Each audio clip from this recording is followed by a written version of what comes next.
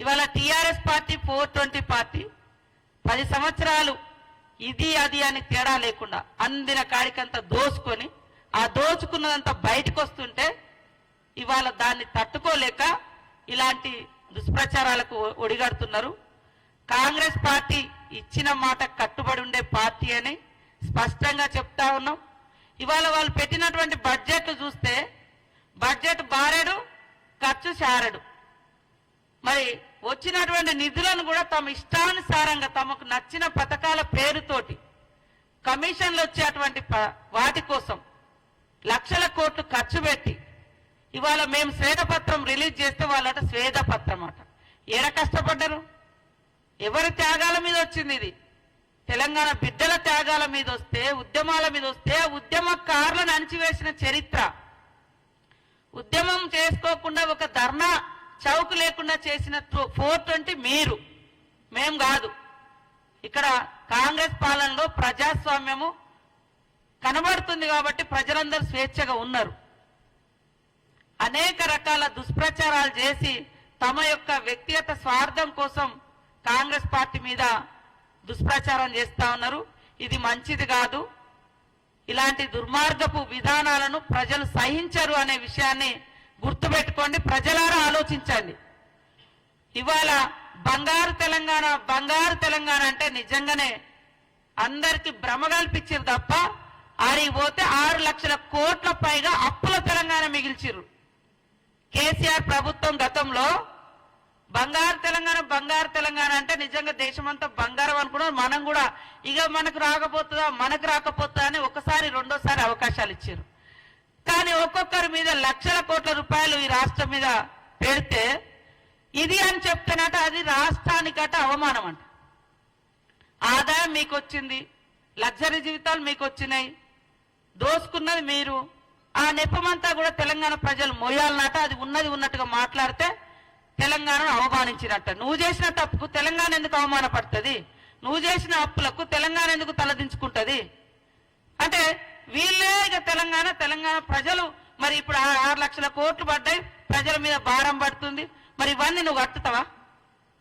ఉన్న శ్వేతపత్రం మేము విడుదల చేస్తే శ్వేతపత్రం అంట.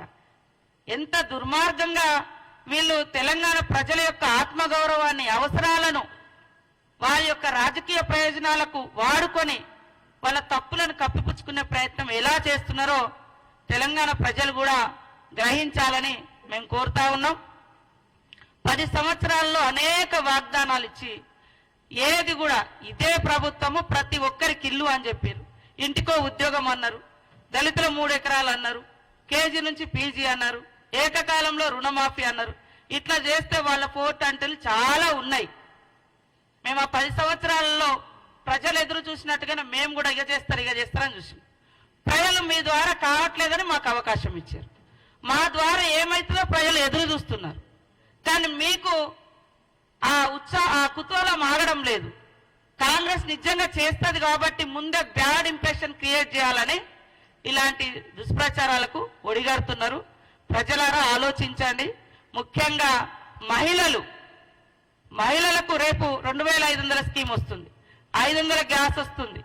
ఇవన్నీ వస్తే ఇంకా మాకు ఇక ఎంపీ ఎలక్షన్లో కావచ్చు భవిష్యత్తులో ఉనికే ఉండదని ముందే ఒక తప్పుడు సమాచారాన్ని, తప్పుడు ప్రచారాన్ని ప్రజల్లోకి తీసుకెళ్తున్నారు. ఇలాంటి తప్పుడు ప్రచారం ప్రజలు నమ్మడానికి సిద్ధంగా లేరు.